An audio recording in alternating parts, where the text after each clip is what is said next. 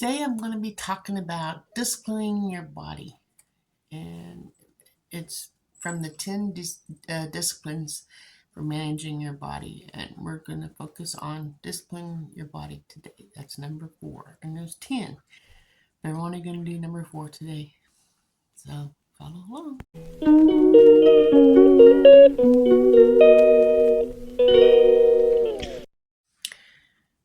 Hi everybody, it's Marsha from Kansas Misfit, and let's get into the subject, discipline your body. It says, here Paul again, here he writes, I discipline my body and bring it into subjection, lest when I have preached to others, I myself should become disqualified. 1 Corinthians 9:27. I myself, what does this mean? Other translations speak of this discipline as keeping under the body, beating and bruising the body, and making it a slave. Sounds awful, doesn't it? But there is a scene. Paul pictured himself as a battle and his body as an opponent, an enemy. Therefore, Paul disciplined himself and trained himself. He sought to gain mastery of his body. He practiced self-denial like an athlete, refusing to allow himself to waste time and become lazy and sidetracked. He wanted to be in shape for the battle. In short, he fought vigorously to win the battle over his body, so that he could win a greater battle of successful serving God. He wanted, my reading friend, the secret to Paul's discipline is a goal. He wanted to please God, and he wanted to achieve that goal of pleasing God so badly that there was no price too great to pay. He wanted to live our God's plan for his life. He wanted to realize God's will for his life. He wanted to make the good, better, and best choices. He wanted to win the race and fear failure. So how can we join with Paul's passion and begin to discipline our body too? We've already mentioned several surefire ways. Pray to be disciplined and walk by the Spirit in obedience. And there's another one. A Christian's woman, we are called to be temperate. That means we are to live in moderation. We are to develop a take it or leave it attitude towards food, passion, possessions, and emotions. Nothing is to have control over us. Instead, we are to have control over everything. And thanks be to God for providing the grace of his self-control. So we say no. Try it. The next time you want a large portion of some tempting food or a second helping, say no and your body and pass it up. Say no to your body and pass it up. The next time you want to be lazy in bed after the alarm goes off, say no to your body and get up. The next time you're working alone on a schedule for your day, and a schedule that you believe will help you to live God's plan for a busy day, and your friend calls and says, hey, let's get together. Want to come over? Want to meet for lunch? Graciously say no. Schedule a future time to meet and stay on your plan. That's sometimes hard. It's sometimes hard to do because, like my own daughter, she sometimes wants to do something on the spur of the moment.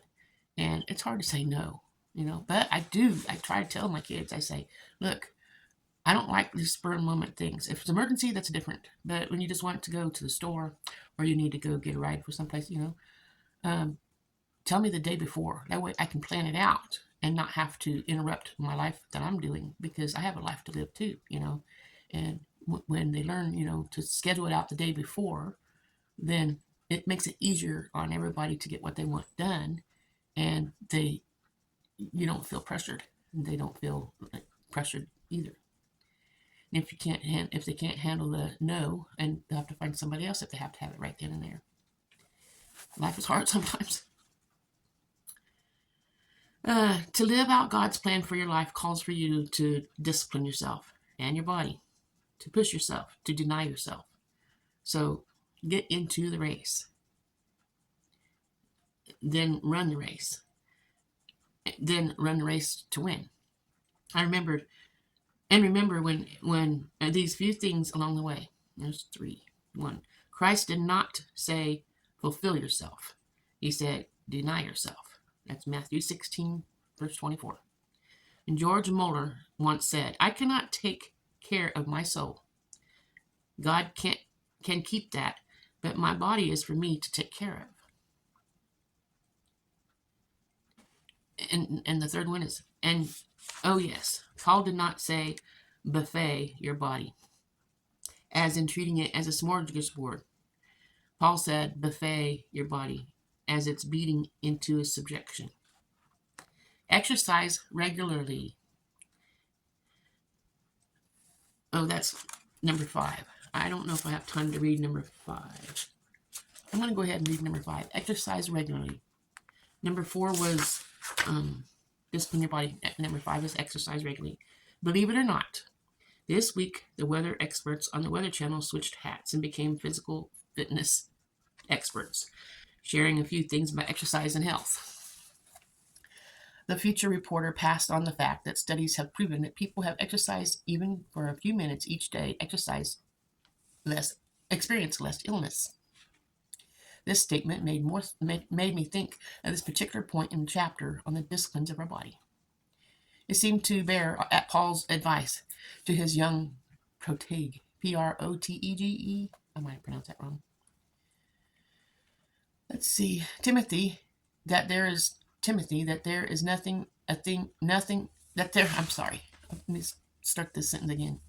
Timothy, that there is such a thing as health, practical pity, and bodily exercise benefits a little. 1 Timothy 4, verse 8.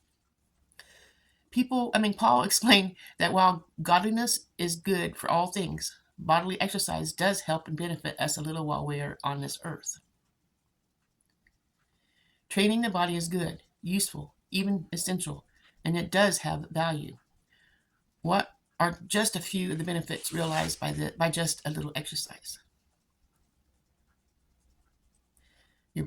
I think your body will get used to it after a while, and then this becomes a habit, and you just automatically want to do it. So yeah, that's what benefits of that.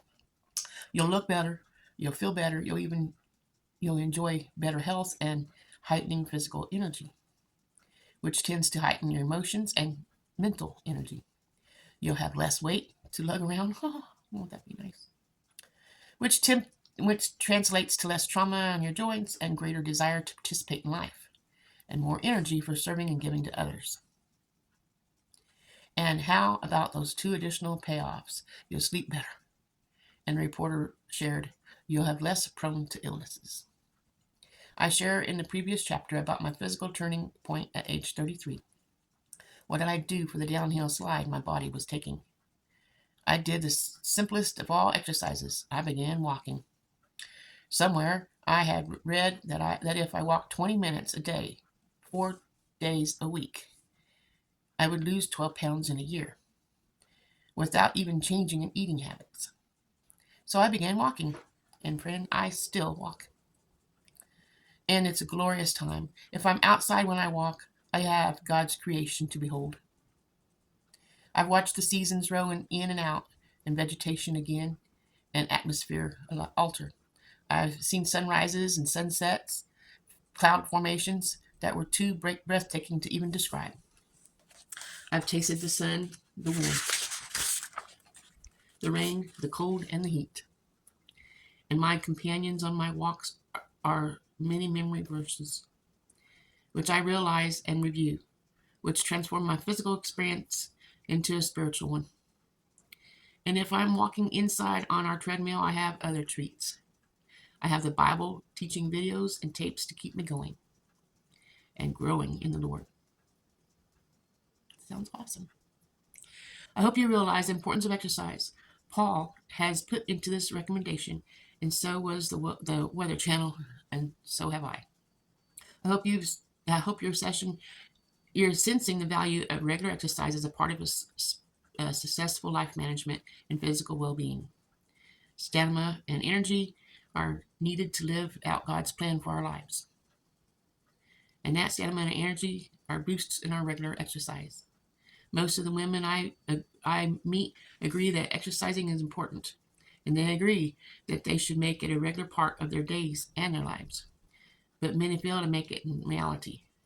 So ask yourselves, is exercise really important to you? Then how will you fit it into your routine? But today I'm supposed to be going. My daughter and I is going to be walking every day. Supposedly, we haven't been doing it all the time because I wasn't feeling good the other day, and then um, the next day my granddaughter was sick and couldn't walk. Today we're supposed to be walking, but my daughter had an interview for a job and we still haven't walked yet, and it's already in the afternoon. So it's like hopefully we get around to it because I might have to just do it by myself and not depend on having someone with me. I have God. I don't need my children with me. I know my daughter needs exercise too. That's why we decided to do it together. But we'll just play it by ear, one day at a time. Let's see, where was I? I hope you have realized the importance of exercise. Okay. For my lifestyle, I determined that the best time to exercise is really the worst time. And at the end of my long days, even one of them is long, busy, filled, fun, full, and exhausting. And at the end, I admit I'm tired. My first thought is to get into my pajamas and turn on the electric blanket and go to sleep. But because physical discipline has become my lifestyle, I take the worst time of the day and make it my exercise time. And guess what?